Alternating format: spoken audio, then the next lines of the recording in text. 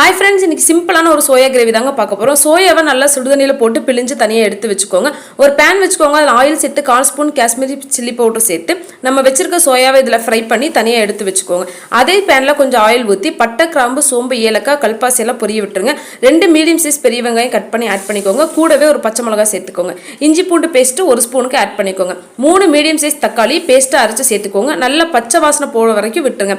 ஒரு 3 ஸ்பூனுக்கு mutton masala, 2 spoon தனி மிளகாத்தூள், 1 ஸ்பூன் கறி மசால் பொடி சேர்த்துக்கோங்க. நல்லா ஃப்ரை ஆகட்டும். இந்த ஸ்டேஜில் நீங்கள் தண்ணி ஆட் பண்ணிக்கோங்க. இது கூடவே நம்ம வறுத்து வச்சிருக்க சோயாவை சேர்த்து ஒரு மூடி போட்டு மூடிடுங்க.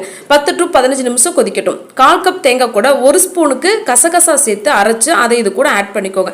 மறுபடியும் மூடி போட்டு ஒரு 5 நிமிஷம் நல்லா கொதிக்க விட்டுருங்க. இப்போ பாருங்க, கிரேவி நல்லா மட்டன் சுவையில் இருக்கும். கமகமன் நல்ல மட்டன் குழம்பு மாதிரியே வாசனையாக இருக்கும். மறக்காம நம்ம சேனலை சப்ஸ்கிரைப் பண்ணிடுங்க. மல்லித்தலை தூவி இறக்கிடுங்க. ரைஸ், சப்பாத்தி, தோசை, இட்லி எல்லாத்துக்குமே நல்லா இருக்கும். வீடியோ பிடிச்சிருந்தா